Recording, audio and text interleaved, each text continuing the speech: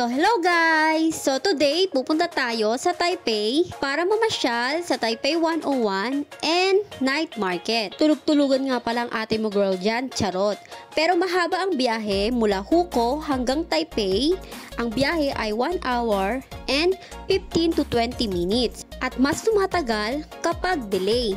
So ito nga yung guys yung pinakagusto ko kapag bumabiyahe kami using train. Marami kang makikitang magagandang tanawin tulad niyan, may mga bundok, puno, at andito na nga pala kami sa Taipei train station. Napansin ko na sobrang daming turista ngayon, kaya sobrang daming tao ngayon sa train station. So papunta kami ng Red Line para makarating sa Taipei 101. At andito na nga pala tayo guys sa Taipei 101.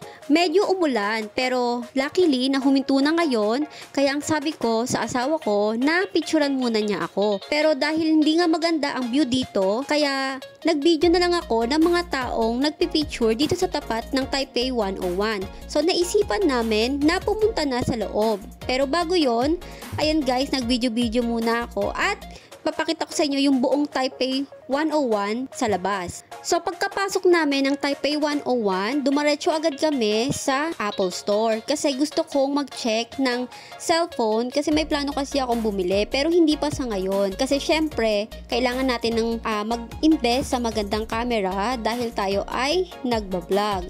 So ito nga pala yung store ng Apple dito sa Taipei 101. Sobrang laki dito guys ng store ng Apple at ang dami talaga ninyong mabibili na Apple products. And dito sa Taipei 101 guys, sobrang daming mga luxury brand. Lahat na halos ay makikita mo dito. Pero syempre hanggang tingin na lang tayo dahil wala naman tayong pambili. At pumunta nga kami dito sa top floor para balikan yung coffee shop na na-try na namin before. Napansin ko nga itong magandang decoration sa harap ng coffee shop. Sobrang ganda at yung mga flowers is talagang totoo. Kaso lang hindi ka pwedeng pumasok sa loob. Pwede ka lang mag-picture sa labas. At nagpa-picture nga ako dyan sa asawa ko. And kailangan namin mag-wait ng 10 minutes, then tatawagan na lang kami kapag okay na yung aming table. So naisipan namin umakyat sa taas at pumunta nga kami dito sa taas is merong observatory. Dito ay pwede kang pumasok pero pwede ka rin na magbayad ng entrance fee para mas makita mo lahat kung ano yung meron dito sa loob ng observatory. Ito naman yung sa labas, free entrance fee dito guys. Pwede kang mag-video, mag-vlog, mag-feature. So ayan, nag-vlog nga ako at napakaganda guys. Sobrang dami yung makikita. At ito na nga guys, yung menu ng coffee shop. Ayan.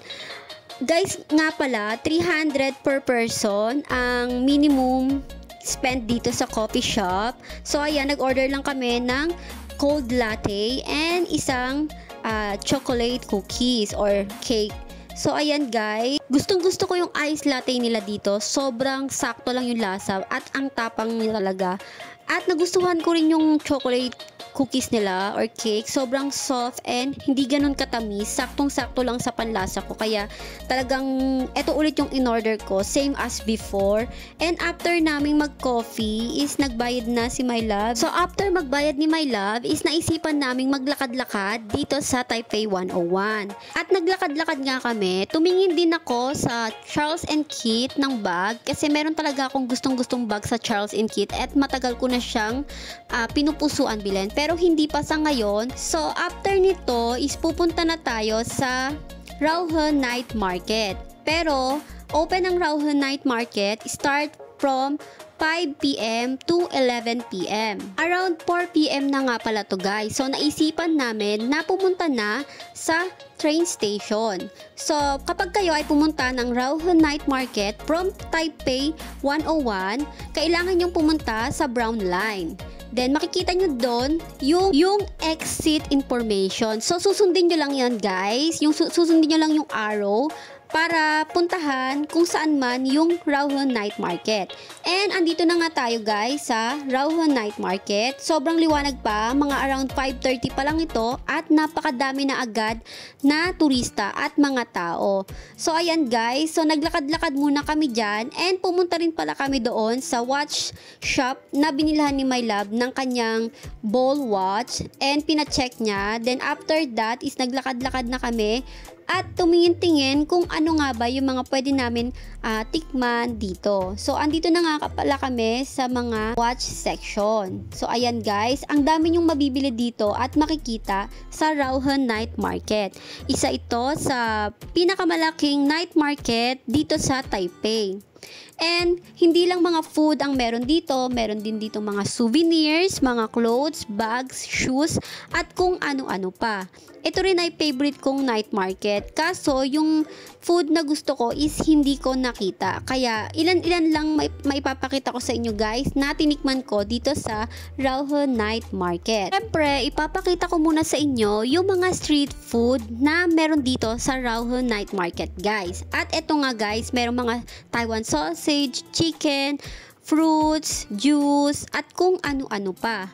Siyempre, yung una naming tinikman dito sa Rauhe Night Market ay itong shawarma guys. Meron din pala ako nakita ditong mga seafood guys at sobrang spicy niya tingnan. Pero syempre pupunta muna tayo dito sa shawarma. Ito yung una naming tinikman for only 75 NT guys. At nashock ako, grabe, sobrang sarap. Bagay na bagay pala yung meat sa bread. Para siyang burger pero mas masarap siya. So ayan nga guys, tinikman na natin at talagang nag-enjoy ako dito at nag-share nga pala kami dito guys ng aking asawa. Syempre para hindi tayo agad mabusog. Ito yung first try natin, ang shawarma, at grabe, ang sarap nito guys. 10 out of 10 yung aking rate dito sa shawarma. Ito nga pala yung itsura guys ng shawarma. Sobrang siksik, sobrang daming meat and may vegetable, tomatoes and cabbage. And saktong-sakto yung sauce niya talaga. Ayan guys, yan bumagsak pa. And after that, pumunta naman kami dito sa dessert section. Ito yung gusto ni My Love tikman, yung munggo na may ice. Ito guys, yung order niya dumating na and nag-usap kami dito na dito muna siya kasi malamig dito guys. Yung asawa ko is talagang ayaw na ayaw sa mga maiinit na lugar, mauusok. Kaya sabi ko sa kanya na magpaiwan muna siya, kumain muna siya ng dessert at ako ay maglalakad-lakad, mag-isa, magbablog at para matikman ko na rin yung mga gusto kong tikman. So, second kong tinikman itong beef na nasa stick and chicken. So ito guys ay 4 for 100 NT. Pero dalawa lang yung binili ko. So ang price niya ay 30 NT each. So first try itong chicken. Itong chicken is nagustuhan ko. Sobrang soft ng meat niya at yung lasa niya is talagang saktong-sakto yung lasa. Matitikman mo yung pepper, yung salt, yon. Gustong gusto ko tong chicken and naubos ko siya agad. Dito ko lang siya tinikman sa tabi nung store na binili ko dito sa night market. At ayan nga guys, eto recommend ko to sa inyo. Sobrang sarap niya and 30 NT lang each. So next naman is itong beef. Dito sa beef is medyo hindi ko siya nagustuhan dahil sobrang ang tigas niya and ang chewy. Hindi ko siya type. Kaya, for me, chicken lang yung marirecommend ko sa inyo. Yung pork kasi is hindi ko tinikman. So, chicken and beef lang yung tinikman ko para ma-share ko sa inyo kung ano yung mas masarap. Natatawa nga ako dito dahil ang kunat. And dito sa side is nakita ko tong si kuya na nagbabalot ng meat. Parang binabalot niya yung onion leaves yon. So dito naman tayo next sa mga souvenirs. So ayan guys, sobrang daming souvenirs yung pwedeng bilhin.